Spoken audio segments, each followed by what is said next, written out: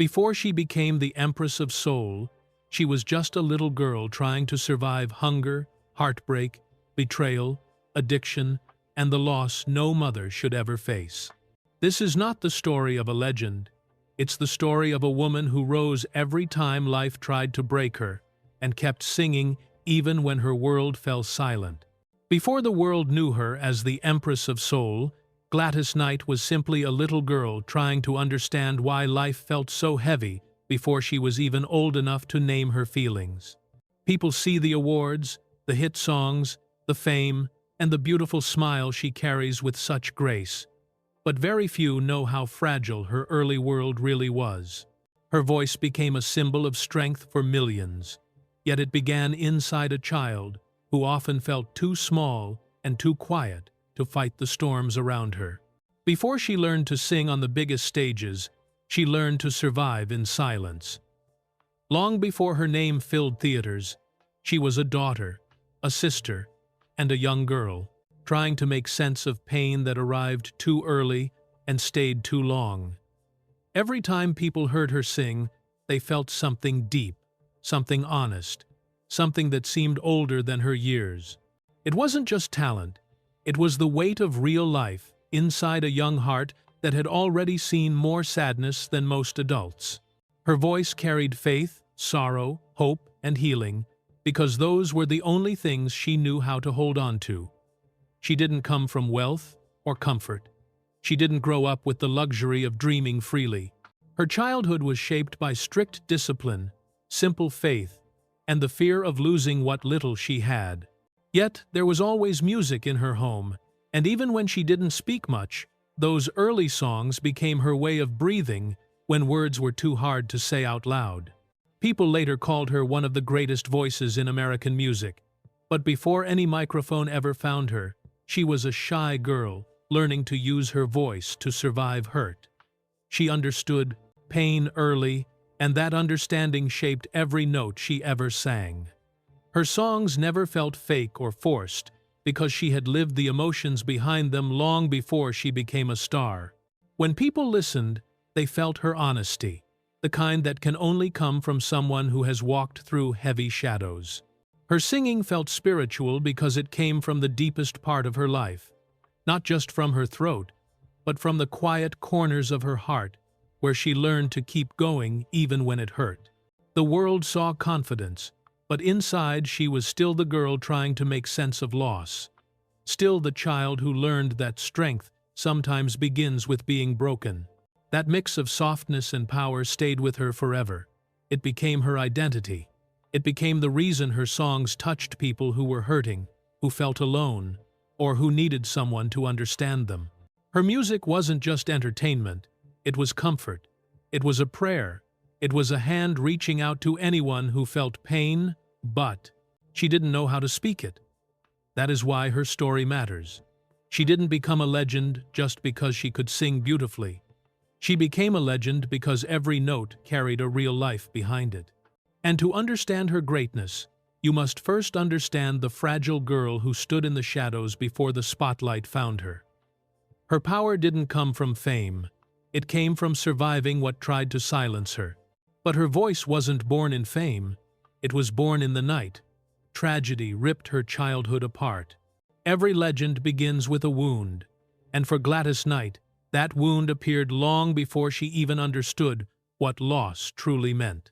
She was born on the 28th of May, 1944, in Atlanta, Georgia, into a world where people survived with faith instead of wealth, and where love inside the home had to fight against the hardships waiting outside the door.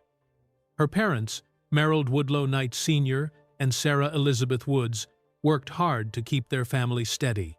Her father was a postal worker who carried himself with pride even when life felt heavy, and her mother was a calm, strong woman who believed that discipline, prayer, and family were the keys to surviving a difficult world. There wasn't much money, and there were many days when bills were paid with prayer more than anything else, but the household was full of warmth, structure, and hopes stronger than their circumstances. Growing up in the South during those years meant facing racial barriers every day. Opportunities were limited, and dreams came with warnings, especially for Black families who were trying to give their children a better life. But inside the Knight home, love softened the edges of hardship. Music filled their small rooms, and church shaped the rhythm of their days. Sundays were more than a tradition. They were a safe place, a source of strength, and the first place where Gladys discovered the power of her own voice. She was just a little girl, small and quiet, but when she stood in front of the congregation and opened her mouth, people turned to listen. Her voice carried emotion that seemed far older than she was. It trembled in places where innocence should have been, and it rose in ways that sounded almost like a prayer searching for comfort. She grew up surrounded by her siblings, her sister Brenda, her brother Bubba, and her younger brother David, whom everyone lovingly called Billy. They were close, sharing jokes, meals, hand-me-downs, and secrets. Their laughter often hid the realities of their financial struggles, but they found joy in each other because joy was something they had to create for themselves. Still, even in moments of happiness, there was an invisible heaviness in their lives. The fear of losing what little they had, the pressure to behave with perfect discipline, and the unspoken understanding that the world outside their home wasn't always kind to children like them. And then came the night that changed everything, the night that brought the wound she would carry forever. When little Billy died, it felt as if the walls inside their home fell silent. The dinner table where they once laughed became a painful reminder of who was no longer there. Every empty chair felt like a memory too heavy to hold. For her parents, the loss was unbearable. For Gladys, it was confusing, frightening, and deeply painful. She didn't know how to speak her grief, so she carried it quietly, afraid even to cry too loudly because she didn't want to add to her mother's suffering. She learned early that silence could protect others, even when it hurt her. That grief settled deep inside her, shaping the way she breathed and the way she sang. She later said that every note she ever released came from the echo of that emptiness. It wasn't just the loss of a brother, it was the loss of innocence, and the moment she understood that life could take the things you love without warning. In that pain, music became her escape and her refuge. The church became the place where her broken heart found a way to speak. When she sang, she wasn't trying to impress anyone. She was trying to survive her sadness. And people felt it. They whispered, "This child sings like she has already lived a lifetime." They weren't wrong. Pain had already marked her voice before fame ever touched her life. Her parents leaned even more into faith to pull the family through, and in that environment of prayer and resilience, her voice grew stronger. Even though they were poor, even though life demanded maturity too fast, and even though the world outside judged them before knowing them, her home remained a place where faith mattered more than money. Her mother's discipline taught her to stay focused. Her father's quiet strength taught her dignity, and her brother's memory taught her how to sing from the deepest part of her heart. Every performance she gave later in life carried the shadow of that childhood loss. It gave her voice a raw honesty that touched people who had their own hidden wounds. The mixture of grief, faith, and struggle became the foundation of her music. It shaped her into someone who did not just sing words, but feelings, someone who could make strangers cry, not because of the melody, but because they felt the truth inside her voice. She was still a child, but the world was already giving her stories that would someday turn her into a legend. And from that wound came the moment that would push a trembling 8-year-old into America's spotlight. Her debut wasn't destiny. It was a child fighting for air after grief took her voice hostage. After losing her younger brother, singing became the only place where Gladys Knight could let her feelings breathe. Her family noticed that whenever she sang, something in her seemed lighter, as if the music carried away a little of the pain she couldn't speak. So, when she was just 8 years old, her mother encouraged her to audition for Ted Mack's original Amateur Hour. a popular talent show that gave young performers a chance to be seen by the whole country. Gladys was shy, small, and still learning how to deal with the emptiness her brother's death had left behind. But when she stood on that stage, something inside her rose above the fear. Her voice that day shocked everyone. It was strong, emotional, and full of depth far beyond her age. When she finished singing, the applause felt like a wave hitting her all at once. The judges loved her, the audience loved her, and for the first time, she saw a door opening into a world she had never imagined. She won the competition, and that win changed the direction of her life.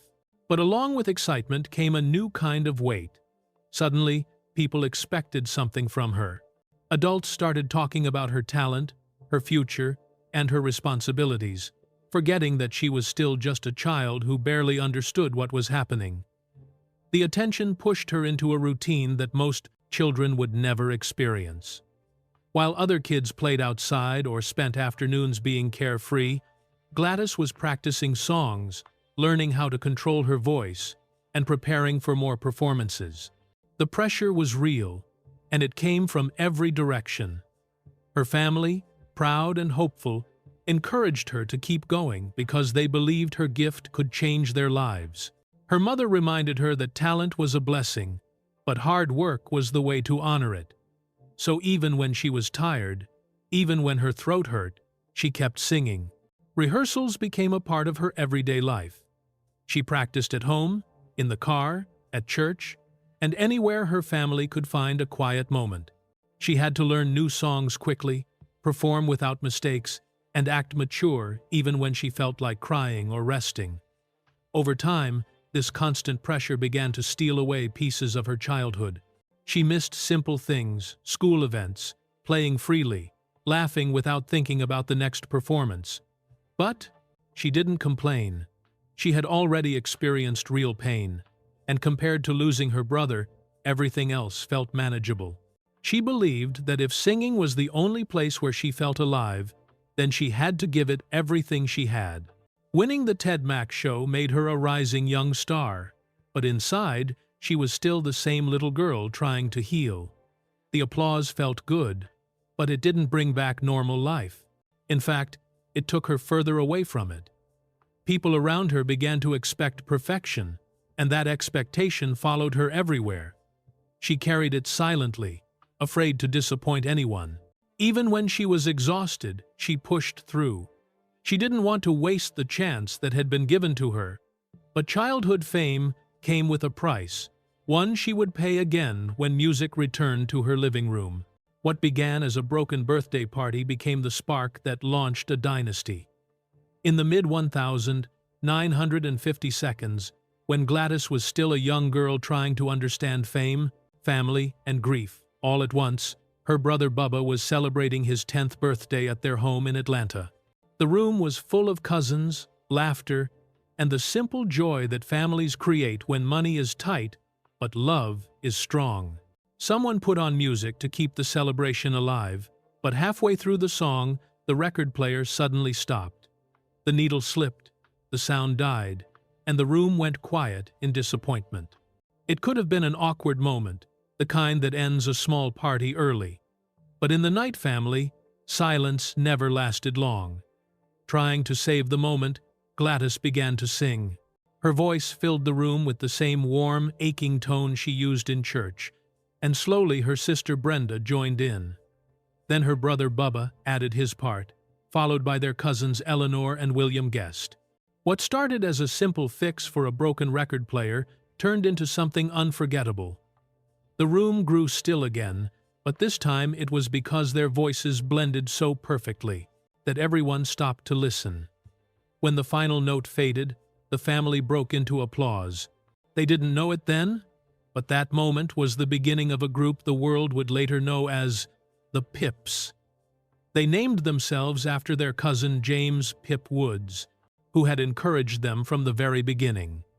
It was a simple name, chosen with innocence and excitement, not knowing it would one day appear on billboards and record covers around the world. But forming a group was the easy part. The real challenge came when they tried to turn that small spark into something bigger. Their first performances were at local events, churches, and small gatherings. Each time they sang, people noticed their harmony, the way their young voices blended with surprising maturity. But behind the smiles on stage were long hours of practice that most children never had to experience. As they grew older, the world around them also grew heavier. Gladys, still recovering from childhood grief, and still trying to understand her place in the world, now found herself carrying another weight, the fear of disappointing her family. She was the strongest voice in the group, and many people believed she was the key to their success. She didn't ask for that pressure, it simply fell on her shoulders because her talent shined the brightest. To honor it, she practiced constantly, sometimes until her throat burned. Her mother pushed her to stay disciplined, reminding her that opportunities did not come easily for black children in the South. By 1957, when Gladys was only 13, the group signed their first contract with Brunswick Records. It should have been a joyful moment. Most teenagers dreamed of small things, school dances, friends, simple joys, but Gladys dreamed of helping her family escape struggle. She believed that music might be the path, but the industry was crueler than any of them expected. Their first singles barely made any impact. Radio stations ignored them. Records sat unsold. Each failure felt personal, especially to Gladys, who already carried emotional scars from her childhood. She felt like she was letting everyone down, even when the failures were not her fault. Still, they did not give up. They rehearsed in kitchens, in the car, and even in basements when they had nowhere else to go. They traveled long hours to perform at small venues that barely paid enough to cover gas. Every time they thought they were getting closer, something went wrong. But the toughest lesson came when their song, "Every Beat of My Heart," finally started gaining attention in 1961. Instead of celebrating, they discovered they were being cheated. The company released the song without giving them fair payment, and others were making money from their work while they received almost nothing. For a family that had struggled their whole lives, the betrayal cut deeply. For Gladys, the pain of being taken advantage of was almost as heavy as losing a loved one. She was still young, still learning how the world worked, and suddenly she had to understand the ugly side of the music business. But instead of breaking her, the betrayal lit a fire inside her. She realized that talent alone wasn't enough. She needed strength, wisdom, and courage to survive the industry. She promised herself that she would never again allow her innocence to be used against her. The group continued pushing forward, refusing to let betrayal steal their dream. Their determination slowly built momentum, and their name began to rise in the music world.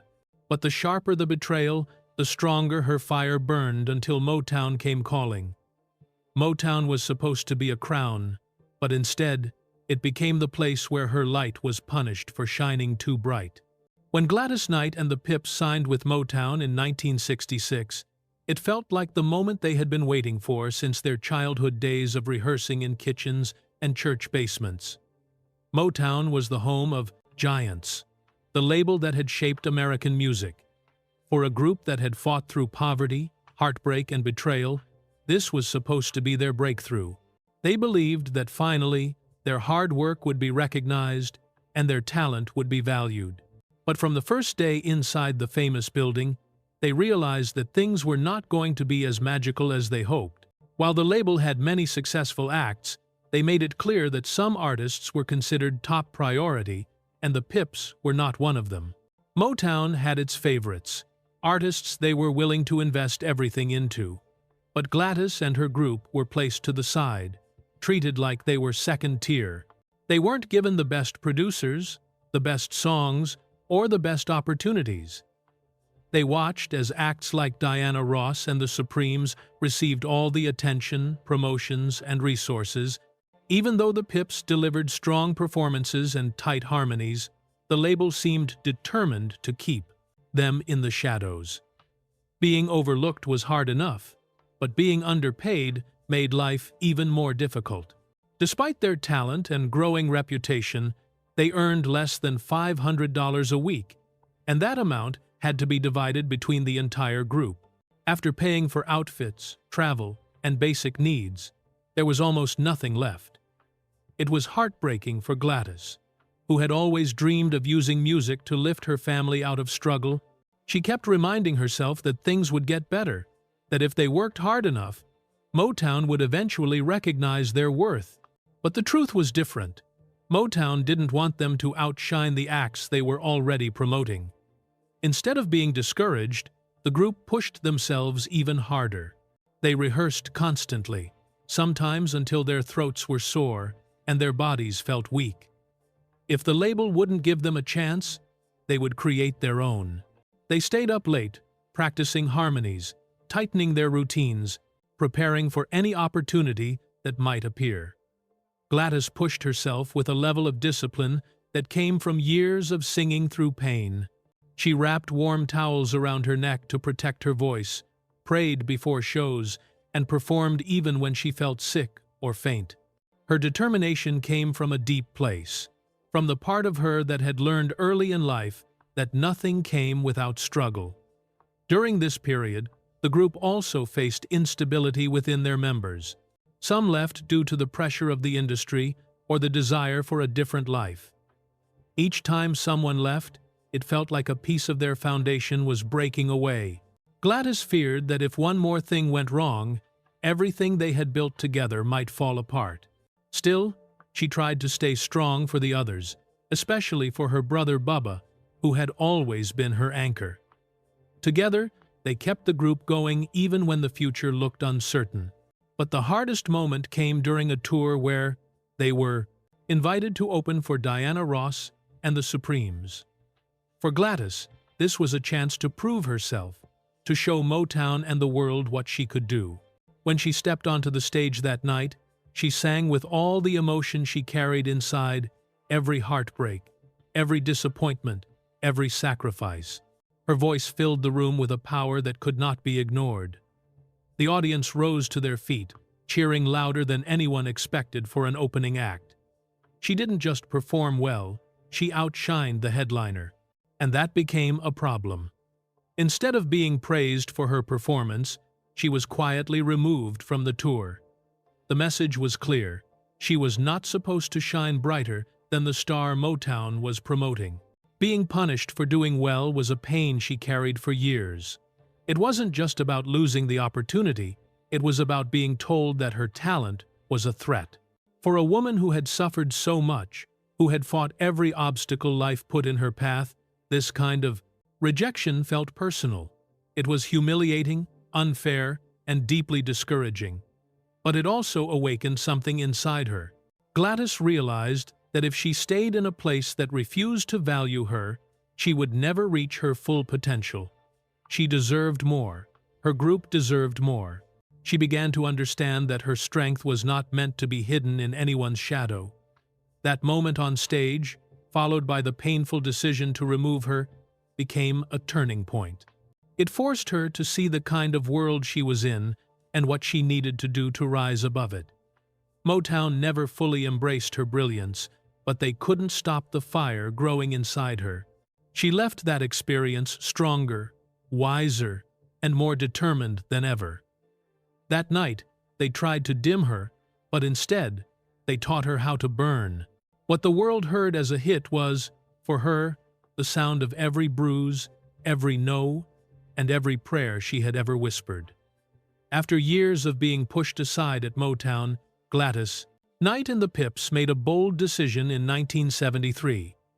They left the famous label that had refused to give them the spotlight they deserved and signed with Buddha Records. Many people in the industry thought it was a mistake. They said Buddha wasn't powerful enough, that the group might disappear without Motown's name behind them. But Gladys knew something deep inside her. She needed a place where she could finally be heard, not hidden. At Buddha Records, she found something she had been missing for years: freedom. For the first time, the label trusted her voice, trusted her instinct, and trusted the emotional strength she carried into every song. They didn't try to change her or push her into anyone's shadow. Instead, they let her be herself. And that one decision opened the door to the biggest moment of her career. That moment came with a song called Midnight Train to Georgia. When Gladys first heard the track, she didn't just hear lyrics. She heard her own life. The longing, the heartbreak, the struggle to choose between dreams and survival, every word felt personal.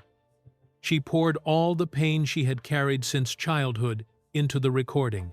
All the rejection, the hunger, the broken promises, the nights she had fainted from exhaustion, the early loss of her brother, and the years of being overlooked, everything lived inside her voice. The Pips supported her with the harmonies they had perfected through years of practice. Their voices, steady and smooth, wrapped around hers like a foundation she could lean on. Together, they created a sound that felt honest, raw, and full of life. When the song released, it didn't climb gently, it exploded.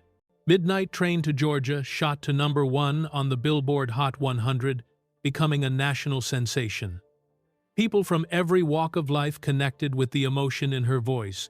Listeners didn't just hear music, they felt a story. They felt truth. The song earned the group a Grammy Award, proving what Gladys had known all along. Her pain had purpose. Her talent did not need Motown's approval to shine. She didn't rise because of luck. She rose because she survived everything life tried to crush her with. Every no she had received, every ignored performance, every underpaid week, and every long night on the road became part of that victory. It wasn't a smooth journey. It was a climb filled with scars. But those scars gave her voice its depth, its soul, and its power. Success didn't stop with one song. Midnight Train to Georgia sold more than 1 million copies within a year, bringing the group financial stability they had never known before. For the first time, they weren't struggling just to survive. People started to see Gladys the way she had always deserved to be seen, as a star in her own right. More hits followed, proving that this wasn't an accident. It was the start of a new chapter. But success didn't erase the past. It didn't protect her. From personal battles waiting behind the stage lights, fame can lift a career, but it cannot fix a wounded heart. And in the middle of this well-earned rise, her personal life began to shake under pressures she could no longer ignore.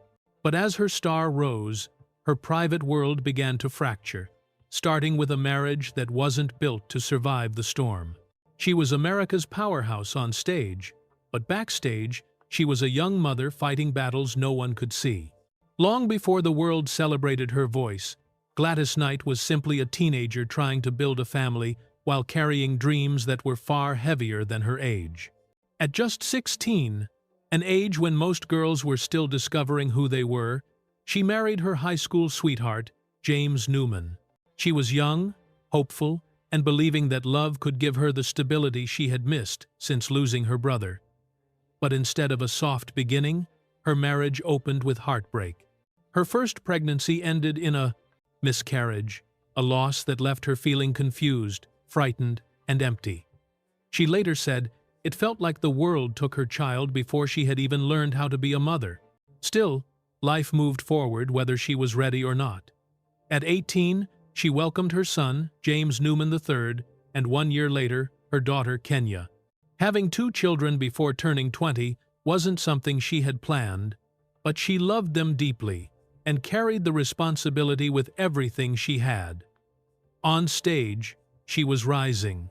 The world heard her voice and saw confidence, but they had no idea what she returned to after the lights went off. While crowds cheered for her, she was quietly trying to juggle motherhood, bills, and emotional pain. Her husband, once a promising musician, slowly drifted into the shadows of drug addiction. At first, it showed in small changes, missed appointments, broken promises, and sudden distance. But soon, the addiction grew stronger than anything she could fight. One day, he simply wasn't there anymore. No apology, no explanation. He walked out, leaving her alone with 2 babies, a fragile heart, and a career that kept demanding more from her than she had to give. She was barely an adult herself, yet she carried the burdens of a broken marriage and single motherhood without letting the world see her break. To keep her family together, she worked harder than ever. She performed night after night, sometimes traveling long distances, sometimes singing through fevers or exhaustion, because she needed to provide for her children. Audiences saw a strong woman in elegant gowns. They saw perfect vocals, bright smiles, and powerful confidence. But inside hotel rooms after the show, she cried quietly, worried about her children and struggling with the loneliness that fame never cured. She learned how to hide her pain because showing it felt like a luxury she couldn't afford. Often, she had to step back from touring because she didn't want her children growing up without a mother. She didn't want them to feel the same emptiness she had once felt after losing her brother. She would finish a concert surrounded by applause, then rush home to tuck her kids into bed, praying they would never feel abandoned. Her hands that held microphones at night held milk bottles in the morning. Her shoulders carried both her career and her children's future. That weight would have broken many, but she kept going because she believed her children deserved a better life than the one she grew up with. The emotional cost, however, was heavy. The pressure to stay strong for her children and keep her career alive and survive heartbreak became overwhelming. There were days she couldn't stop crying, days when she felt lost, tired, and defeated. She questioned whether she could keep going, whether she could give her children the life they deserved, and whether she would ever find peace again. But every time she felt like giving up, she thought about her babies, their small faces, their innocent trust, and their need for her gave her strength to get back on stage. Her marriage with James Newman legally continued for over a decade, even though their love had died much earlier. She didn't talk badly about him in public. Even after he passed away years later due to addiction, she remembered him with sadness, not anger. She simply believed he was a soul who couldn't find his way. His absence shaped her life, her voice, and her understanding of pain. Every heartbreak added depth to her singing. People often wondered why her voice felt so emotional. It was because she had lived through emotions many never expected someone her age to face. She raised her 2 children with everything she had, while carrying a career that demanded perfection. She learned how to be mother and father at the same time. She learned how to comfort her kids and perform the same night. She learned how to smile for the public and cry in private.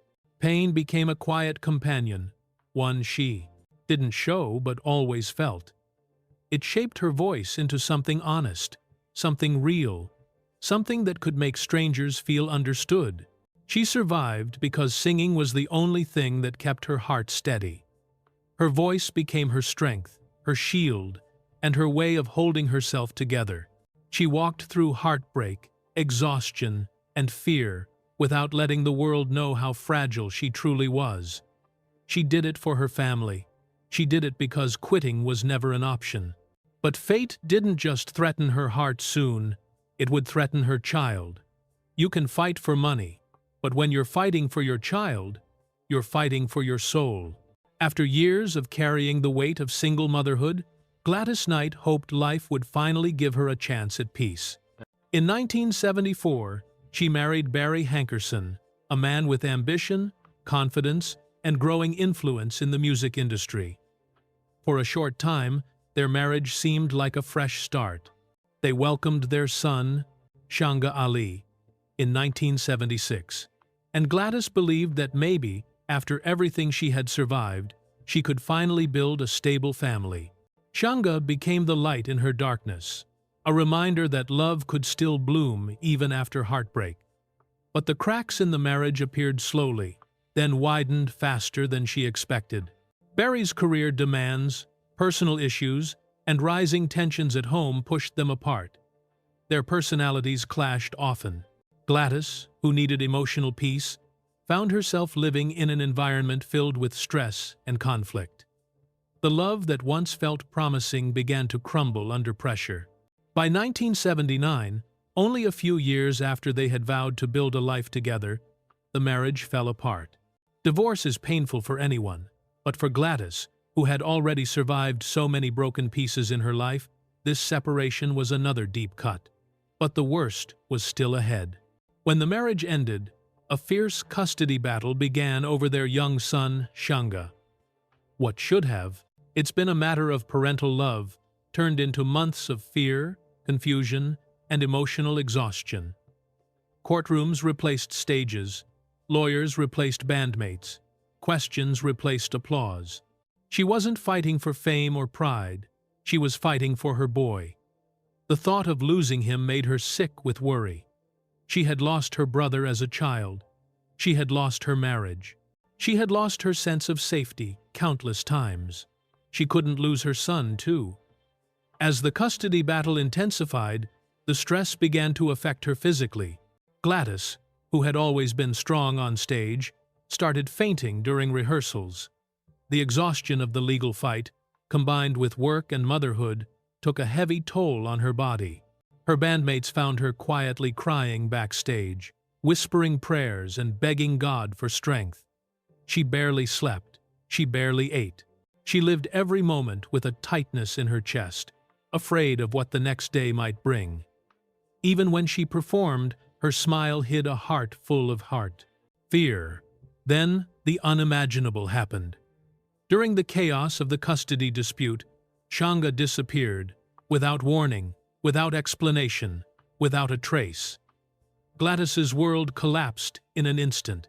A parent's worst nightmare became her reality. She didn't know where he was, who had him, or whether he was safe. She didn't know if he cried for her at night, or if he wondered why his mother wasn't coming for him.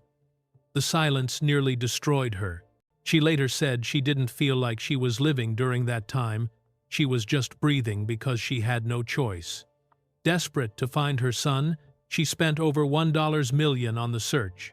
Money that she had earned through years of hard work and sacrifice suddenly meant nothing. Every dollar was a plea. Every check was a prayer. She hired investigators, chased every lead, and followed every rumor. Her life turned into a blur of phone calls, travel, and agonizing waiting. She didn't care about fame. She didn't care about music. The world had shrunk to one need: bring Shanga home. The emotional strain broke her down repeatedly. She fainted before shows. She collapsed into tears after performances. She sat alone in dressing rooms, clutching her hands together, praying so hard her voice shook. No mother should ever face that kind of fear, and no words could comfort her. But even in her weakest moments, she refused to give up. She believed that a mother's love was stronger than any storm. She held on to faith, even when hope felt thin. Finally, after months of agony, Shanga was found and returned to her.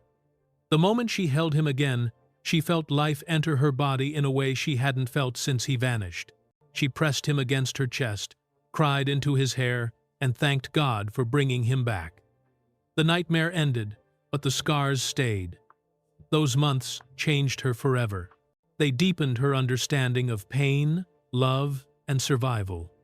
She had fought for many things in her life: career, dignity, stability, but nothing compared to fighting for her child. And though she finally had him back, the emotional storm she survived left marks that would stay with her for the rest of her days. Just as she reclaimed her son, another storm arrived, and this one lived inside her.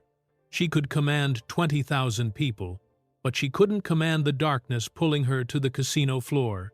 After surviving years of heartbreak, career pressure, and the terror of losing her son, Gladys Knight entered a period of life where the world saw strength, but inside she felt empty. She was performing better than ever, winning awards, and standing in front of huge crowds who adored her. But when the lights went off and the stage grew quiet, she felt a loneliness she didn't know how to soothe. She had carried pain for so long that she didn't realize how deeply it had settled into her, and in that emotional emptiness, gambling slipped into her life like a quiet shadow. At first, it was innocent. A few games, the moment of distraction. A way to let her mind rest after non-stop pressure. Casinos offered bright lights, loud sounds, and a kind of escape from the silence inside her. But what began as a distraction slowly grew into something more dangerous. The casino floor became a place where she didn't have to think, didn't have to feel, didn't have to face the hurt she carried. She could just sit, watch the cards, and lose herself for a few hours. She didn't realize she was walking into a trap. The addiction grew quietly. It didn't come suddenly. It crept in through long nights and lonely evenings. Soon she found herself staying at the tables for hours, chasing wins that didn't matter, and losses that cut into her heart more than her wallet. Some nights she sat at the baccarat table until dawn, her eyes tired, her hands shaking. She kept telling herself she was in control, but the truth was, she was slipping deeper into something she could not manage. The financial losses were shocking. One night, she lost more than $600,000. She later admitted that over several years, she lost more than $2 million to gambling. Money she had earned through decades of work. Money she could have saved, invested, or used to help her family. But the real cost wasn't the money. It was the shame she carried, the guilt she felt, the fear of losing herself. Despite her success, she felt powerless against the addiction. She would look in the mirror and barely recognize the woman staring back. She could stand strong in front of thousands, yet she couldn't stop her own hand from placing another bet. The addiction affected her health, too. She couldn't sleep. Her weight dropped. Her blood pressure rose. She was exhausted all the time. She would sing beautifully on stage, receive standing ovations, and smile for fans, hiding the fact that she was breaking inside. After performances, she often went to her hotel room and cried quietly, asking herself why she couldn't stop. The world saw a legend. But in private, she felt like she was losing control of her life. The moment that changed everything came one morning when she woke up after another long night of gambling. She was drained, ashamed, and terrified of the person she was becoming. She realized she couldn't continue like this. She couldn't risk her career, her family, or her peace. She made a choice that required more courage than any performance she had ever given. She walked into a Gamblers Anonymous meeting and said the hardest words of her life. "My name is Gladys, and I'm addicted." There was no applause in that room, no spotlight, no music to hide behind. Just honesty. The kind of honesty she had been avoiding for years. The meetings became her lifeline. Week after week, she listened, confessed, cried, and healed. She learned that she wasn't weak. She was wounded. And she learned that healing wasn't about winning but surrendering. She rebuilt her strength slowly. She regained her self-control one day at a time. She surrounded herself with people who supported her journey instead of her fame. Her recovery brought back her clarity. It restored her health. It returned her faith. She poured her guilt into her music, turning shame into reflection and fear into hope. When she sang songs like, "I've Got to Use My Imagination," people heard determination. When she sang, "Best Thing That Ever Happened to Me," they heard redemption. Her music became a map of her healing, and her voice grew stronger because she was finally honest with herself. She walked out of addiction scarred but not broken. She became a testimony of courage, not failure.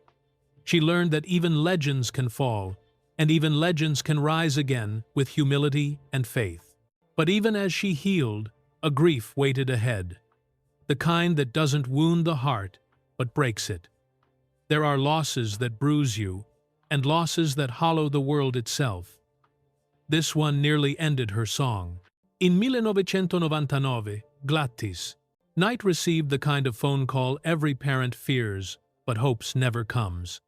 Her firstborn son, James Jimmy Newman III, only 36 years old, was gone. His heart had simply stopped. No warning, no final words, no chance to hold him one more time. The news hit her like a blow that took the breath from her body. For a woman who had survived heartbreak, abuse, addiction, betrayal, and years of exhaustion, this loss was something deeper. It wasn't just pain, it was emptiness. It was a crack in her soul that no applause, no song, and no strength could cover. Jimmy wasn't just her child. He was the piece of her youth she had held on to. She had him at 18, when she was still learning how to balance her dreams with diapers and rehearsals. He had grown up backstage, watching his mother transform from a young, struggling singer into a world-famous voice. He had been with her through poor years, lonely years, and dangerous years. She used to rock him to sleep before stepping under stage lights. She used to whisper prayers over him before walking out to sing. He was her reminder of where she came from and why she kept fighting. Losing him wasn't losing a chapter of her life. It was losing the beginning of her story. When she heard the news, her world collapsed. She later said it felt like the earth disappeared beneath her. She didn't scream. She didn't talk. She just went quiet, sinking into a silence that frightened the people around her. For a long time, she couldn't move. She couldn't breathe the same. She couldn't even pray. The pain was too big for words. She had survived hurt before, but this was different. This was the worst thing a mother can ever face, burying a child. Friends and family tried to comfort her, but grief speaks a language only the broken understand. Even in a room full of people, she felt completely alone. Nights were the hardest. Her house felt too quiet. There was no sound of his laughter, no footsteps, no phone call from him, checking on her. She walked into rooms expecting to see him, only to remember he was gone. Every reminder was a knife. Every memory was heavy. She would sit on the edge of her bed and cry until she couldn't cry anymore. But the world didn't stop. Her career didn't stop. Fans didn't know. Concert dates were already planned. And even though she wanted to hide from the world, she had to keep moving. Music had always saved her before. But this time, music felt too thin to hold her. The stage lights felt too bright. The applause felt too loud. She stepped on stage with a heart that was breaking with every breath. She smiled for the audience, but behind her eyes was a storm. She sang through tears that she hid with professional discipline. People said her voice sounded deeper during that time, heavier, more emotional. They didn't know why. They just felt it. They felt the sorrow under her notes, the weight under her words. During those months, she felt disconnected from herself. She doubted God. She questioned everything. How could her child be gone? Why did life keep testing her? Why did pain keep choosing her? She prayed, but felt nothing. She sang, but felt empty. Nothing touched the wound inside her. She had always believed her voice could bring healing to others, but now she couldn't heal herself. Yet slowly, bit by bit, her music began to change. Her pain didn't disappear, but it softened her singing in a new way. She wasn't performing anymore, she was confessing. Her voice trembled in places it used to soar. Her songs became more like prayers, even when she didn't feel like praying. People in the audience were moved more deeply than ever before. Some cried without knowing why. They could feel the brokenness in her sound, the honesty of a mother singing through grief. Neither one of us began to feel like a song about her own loss. Midnight Train to Georgia turned into a quiet tribute in her heart, a reminder of the people who leave too soon. The grief stayed with her. It didn't fade away. She carried Jimmy's memory everywhere in her music, in her silence, in her prayers. Some days she could perform, some days she couldn't. Her body weakened from the stress. She fainted once before a show, overwhelmed by the ache she carried. Doctors warned her to rest, but rest only made the silence louder. She learned that grief doesn't disappear. It becomes something you learn to walk with. But even in her darkest days, even when she felt her spirit slipping, she refused to let grief finish her. She had survived too much to stop now. She began searching for something beyond music, something that could hold her when her own strength wasn't enough. From that silence, she needed a new kind of salvation, one she would find not on stage, but in faith. When the music couldn't save her, she found a place where survival sounded like prayer. After losing her son Jimmy, Gladys Knight felt an emptiness that music, applause, and success could not fill.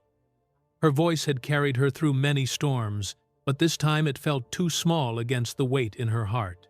She needed something deeper, something steady, something that could hold her when she couldn't hold herself. That search led her toward faith in a way she had never experienced before. She had grown up in a Christian home, surrounded by church hymns and prayer, but in her grief, she needed more than memories of faith.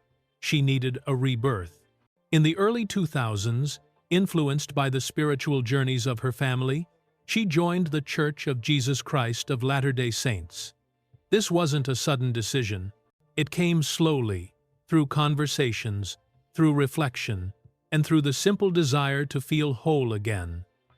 For Gladys, this new chapter wasn't about religion for appearance or comfort. It was about finding a community that supported her, gave her space to heal, and helped her rebuild her sense of peace. She found comfort in the Port en Self, teachings, the structure, and the warmth of the people around her. She found strength in the idea that she wasn't walking through life alone, that God was still guiding her even when she felt broken. Her faith lifted her in ways she didn't expect. Instead of standing on stage trying to be strong for others, she learned how to let herself be carried. She learned how to pray honestly, how to let go of guilt, and how to trust again. Her prayers became conversations, her tears became release, and her voice began to rise from a softer, deeper place. She slowly rebuilt her heart, piece by piece, on a foundation of spiritual strength. That healing naturally led her back to gospel music, a sound that had been part of her since childhood, but now held a new meaning. Gospel was no longer just songs, it was medicine. It helped her breathe through grief and find hope again. In 2001, she helped form Saints' Unified Voices, a gospel choir dedicated to spreading spiritual comfort and unity through music. She didn't lead them like a celebrity. She led them like someone grateful for every step God allowed her to take. Their rehearsals weren't about perfection. They were about connection. They sang from the heart, not for charts or awards. People who heard them found comfort in their harmonies, and those harmonies lifted Gladys too. In 2005, their debut album won a Grammy for Best Gospel Choir Album. It wasn't a victory of fame, it was a victory of healing. That award represented everything she had survived and everything she was becoming. It proved that faith could take broken pieces and turn them into something beautiful. The more she embraced gospel music, the more peaceful she became. She performed at churches, community centers, and gatherings where the purpose wasn't applause, but encouragement. She spoke about God, about pain, and about hope in a way that touched people deeply. Her music became spiritual guidance for those hurting, just as it had become guidance for her. Slowly, her heart softened. The tightness she carried for years began to loosen. The wounds didn't disappear, but she learned how to carry them without drowning. Faith didn't remove her grief, but it gave her a place to rest it. It taught her that strength wasn't pretending to be unshaken. It was knowing when to lean on something greater. And in that surrender, she found a calm she had never felt before. She learned that even after tragedy, life could still offer new beginnings. But healing opened a new door, one that brought her a love she never expected. She didn't find love in fame. She found it in peace, in service, in the quiet arms of a man unshaken by her crown. After years of heartbreak and rebuilding herself through faith, Gladys Knight wasn't looking for romance. She had lived through marriages that drained her, partners who didn't understand her burdens, and seasons where she had to raise children alone while chasing a career. So, when love finally returned to her life, it arrived softly, without glitter or drama.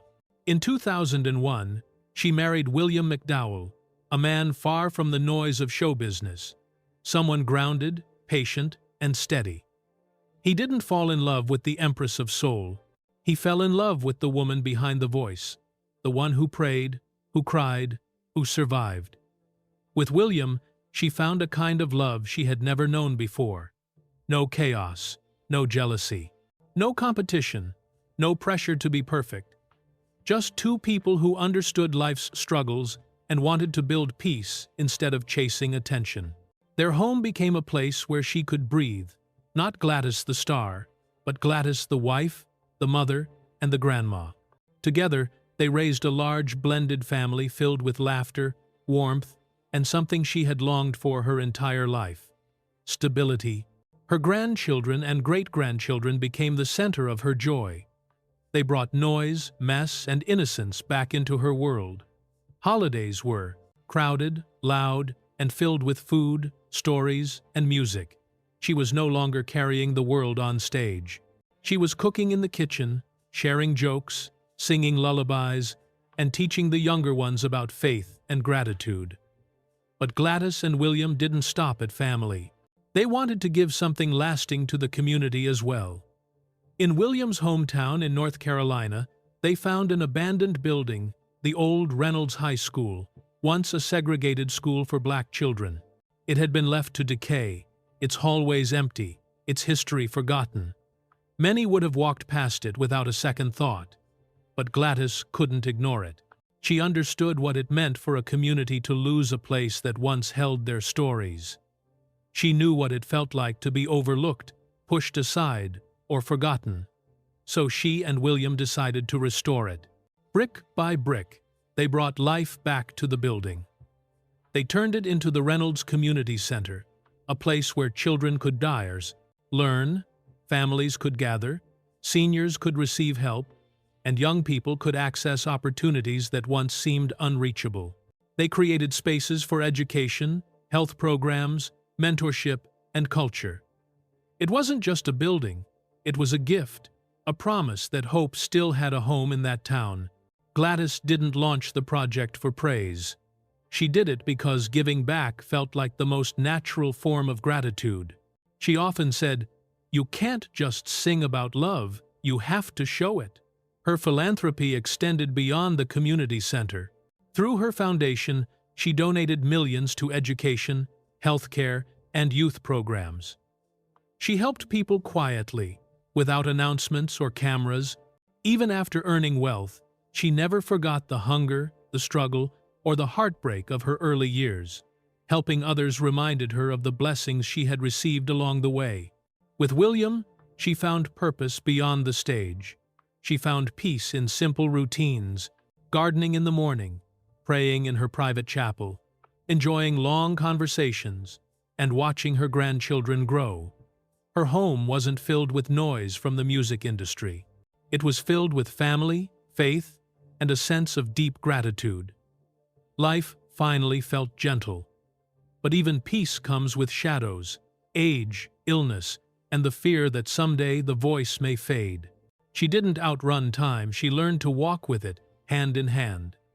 As the years moved forward, Gladys Knight faced something no award, no talent, and no strength could stop: aging. But instead of fighting it with fear, she met it with calm acceptance. She often said that every wrinkle was a story, every gray hair a blessing. Still, age brought its own challenges, ones that even a legend could not ignore. There were days when her memory slipped small pauses, names lost for a moment, lyrics that took a second longer to return. Friends who spent time with her noticed it gently. It wasn't dramatic, just the quiet reminder that even the strongest voices eventually soften. She handled these moments with humor, saying if she ever forgot a lyric on stage, the audience could sing it for her. Her health faced real scares, too. A few years ago, doctors suspected she might have pancreatic cancer, the same disease that took her close friend, Aretha Franklin. The fear hit her hard. She had survived so much heartbreak, addiction, the loss of her son, and now she faced the possibility of something life-threatening. She prayed, she cried, she waited for answers. Thankfully, the diagnosis turned out to be mistaken. But the experience left a mark. It reminded her how precious every day was, and how fragile life could be, even for someone who seemed larger than life.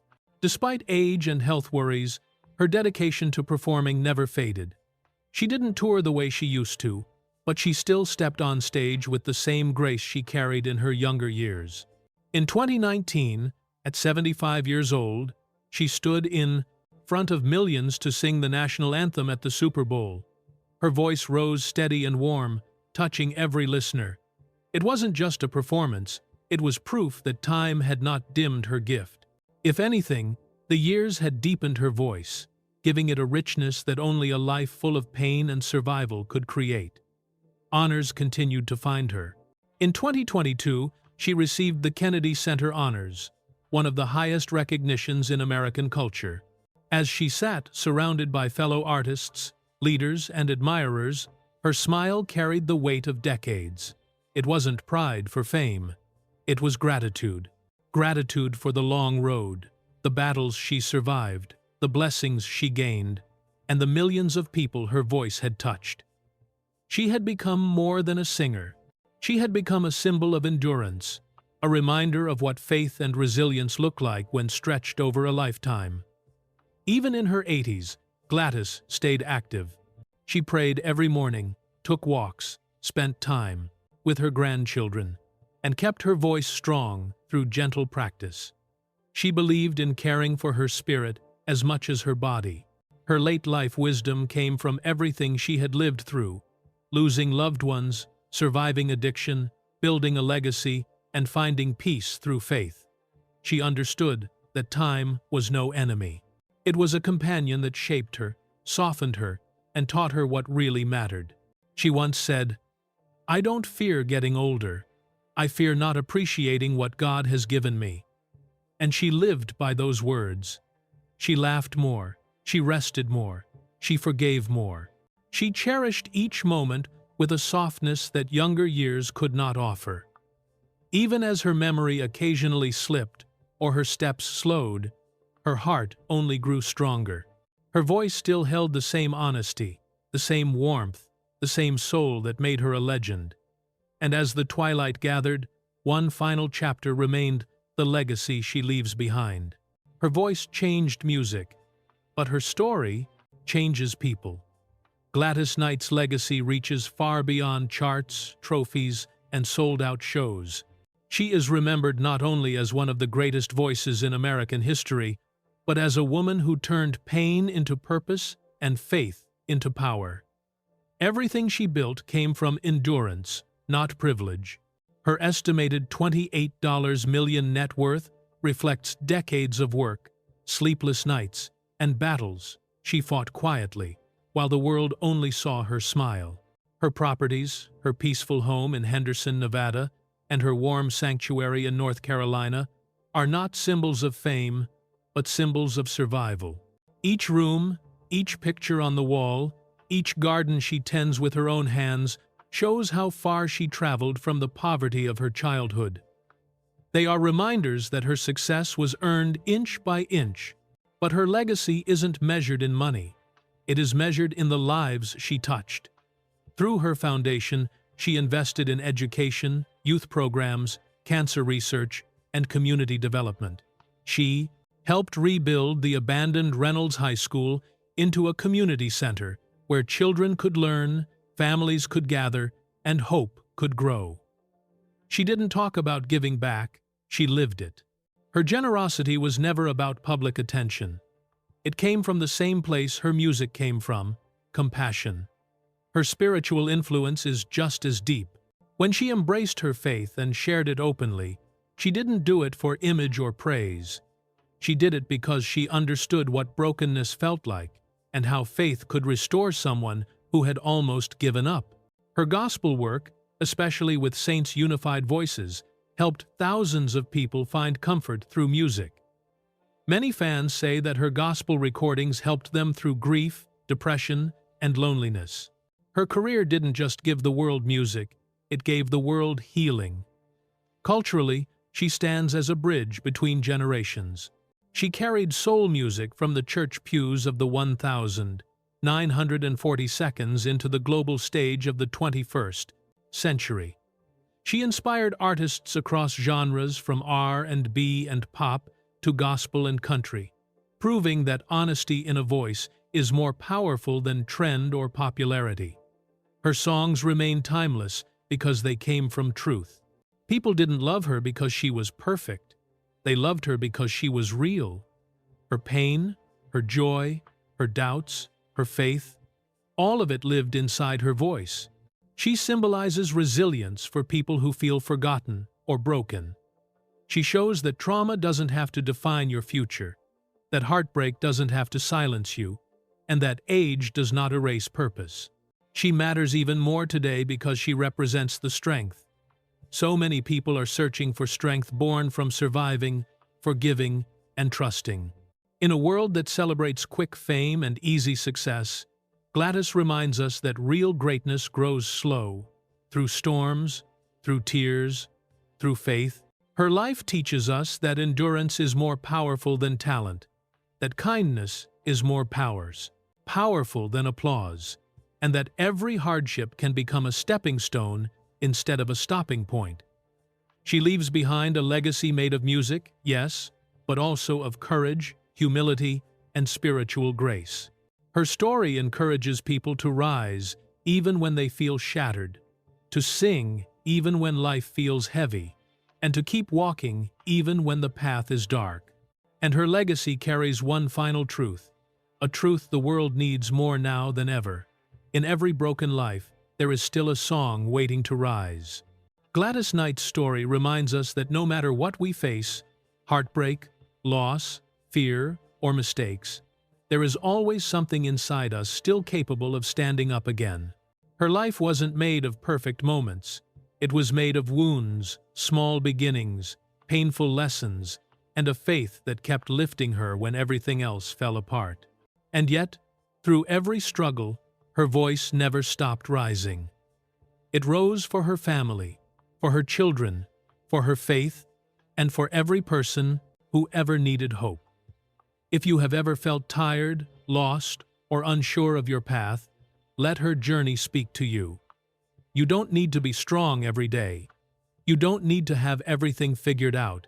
You just need one small step, one small prayer, one small light to guide you through the dark.